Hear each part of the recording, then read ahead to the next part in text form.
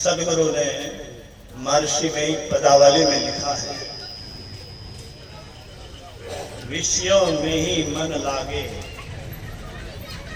सत्संग से हटी भागे,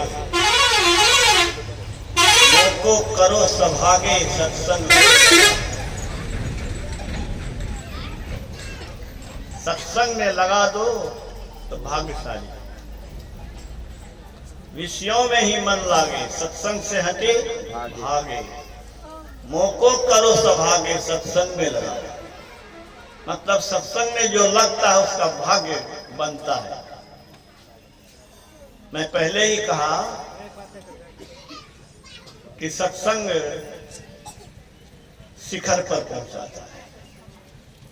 याद रखिए, भगवान कृष्ण ने कहा विषय ज्ञान अज्ञान है, आत्मज्ञान ही ज्ञान है। सड़ने गलने विनसने वाली चीज का ज्ञान तो हुआ, लेकिन चलाने वाले का ज्ञान नहीं हुआ। डॉक्टर को नस नाड़ी का ज्ञान है, शरीर का ज्ञान है, इस मुर्दा होने वाले शरीर का ज्ञान है, लेकिन मुर्दा को जीवन देने वाले का ज्ञान उसके पास नहीं है। और ये किसकी प्रधानता है? प्रधानता प्राण की है। प्राण नहीं तो शरीर का अस्तित्व नहीं। ईश्वर नहीं तो संसार नहीं। शरीर का प्राण अगर सार है तो सृष्टि का सार परमात्मा है। उस परमात्मा से जुड़ करके आप परमात्मा शक्ति प्राप्त कर सकते हैं। गुरु महाराज को भागलपुर के तत्कालीन डीएम रामानुजम ने कहा कि आपको जो सुख सुविधा है वह मुझे नहीं है। तो गुरु महाराज ने कहा सुख सुविधा कौन देते हैं? वो कुछ नहीं बोले। गुरु महाराज ने कहा ईश्वर देते हैं। मैं ईश्वर को भजता हूं, ईश्वर मुझे देते हैं। आप भी ईश्वर को भजिए, आपको भी ईश्वर देंगे। लोग आईपीएस बनने के लिए ललायत रहता है, बाल बच्चे को आईपीएस बनाने के लिए ललायत रहते हैं ना, आईएएस आईपीएस। आखिर क्या महसूस किया किशोर कुणाल ने? या आईपीएस से बिहार के डीजीपी या ऊंचे से ऊंचे पद पर पहुंच करके क्यों वॉलंटरी रिटायरमेंट लिया, क्यों इस्तीफा दे दिया, स्वैच्छिक अवकाश ग्रहण किया? क्यों? उसने देख लिया कि संसार पर शासन करने से कुछ नहीं होगा। अपने आप पर शासन करो, अपने आप को उन्नत करो।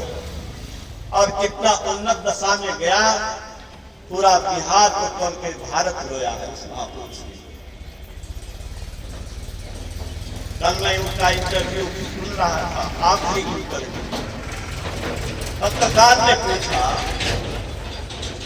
भारत में कितने अस्पताल आप चला रहे हैं, ये पैसा कौन देता है? उसने क्या कहा कि हनुमान मंदिर में जो 5 रुपया 10 रुपया देता है वही जमा होता है, उसी से सब चलता है। कोई करोड़पति देता है ऐसी बात नहीं है। और उस इलाज से असहाय आदमी का जब इलाज होता है तो मुझे हार्दिक संतोष मिलता है। कहा कि अयोध्या में 10,000 आदमी को प्रतिदिन वहां भंडारा जो मुफ्त में कराया जाता है, वो पैसा कहां से आता है? तो सब वहीं से पैसा आता है। तो ईश्वर से जब कहा सब हनुमान जी की कृपा है। महावीर बाबू एमपी ने हमसे कहा कि बिंदेश्वरी बाबू आप किस पार्टी में हैं? मैंने कहा कि सर मैं तो बुद्ध की राह पर चलने वाला आदमी हूं। बुद्ध चाहते तो पिता की गद्दी उनको आजीवन सम्राट बना के रख, लेकिन उन्होंने सत्ता को ठुकराया और सत्य की खोज में निकला, आत्म तत्व की खोज में निकला। अगर वह सत्ता सिंहासन को स्वीकार करता तो अन्य राजकुमारों के तरह राज भोग भोग करके सर गल गया रहता, उसका नाम लेने वाला कोई नहीं रहता। आज अगर बुद्ध 2500 वर्ष के बाद भी विश्व में पूजनीय है और तिब्बत, जापान, बर्मा, अफगानिस्तान, कहां विश्व का आधा विश्व आज भी उनको पूजता और मानता है। महावीर बाबू ने भी एक बड़ी बात कही, कहा कि आप तो 2500 वर्ष पहले की बात कहे हैं, मैं हाल की बात कहता हूं। गांधी चाहते तो प्रधानमंत्री बनते, गांधी चाहते तो राष्ट्रपति बनते, लेकिन उन्होंने सत्ता को ठुकरा दिया। तो सत्ता में कहीं कुछ नहीं है। हम लोग भी जब बच्चे थे तो मन में था, हमारे मन में, कि पढ़ूंगा नहीं, ऊंचा बनूंगा नहीं तो जीवन कैसे कटेगा। बड़ी लगन से पढ़ा, देहात में रह करके ऊंचा से ऊंचा नंबर लाया, बिहार बोर्ड में ऊंचा स्थान प्राप्त किया। घूसखोरी वाला नौकरी को कभी अप्लाई भी नहीं किया। जब सुनता था कि अफसर, ऊंचे लोग, मंत्री बिना माल के कमाल नहीं दिखाते हैं, उनको तंग करते हैं, तो मैंने कहा ऐसी नौकरी में मुझे जाना ही नहीं। और मैं शिक्षक बना, परमात्मा की कृपा से, गुरु की कृपा से कोई कमी नहीं है। लेकिन कमी नहीं है सो बात नहीं है। कमी क्या है? अपार संपत्ति रहने के बावजूद भी, अपार पूजित होने पर भी, प्रतिष्ठा होने पर भी मौत का भय, बीमारी का भय, दुख का, कष्ट से, पीड़ा से बचना संभव नहीं हो पा रहा है। इसलिए मैं समझता हूं और घोषणा करता हूं कि दुनिया की उपलब्धि में कोई लज्जत नहीं है। अरे अरबपति बनो कि खरबपति बनो, कष्ट से बच नहीं सकते हो।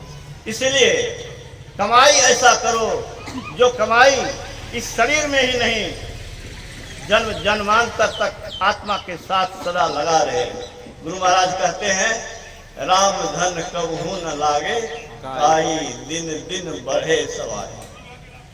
भगवान बुद्ध 550 जन्म लगा, लेकिन बुद्धत्व पाया आकाश मार्ग से हजारों शिष्य के साथ चीन, जापान जाते थे। उसमें कौन हवाई जहाज था? 2500 वर्ष पहले। लेकिन हजारों शिष्य के साथ विदेशों में भ्रमण किए।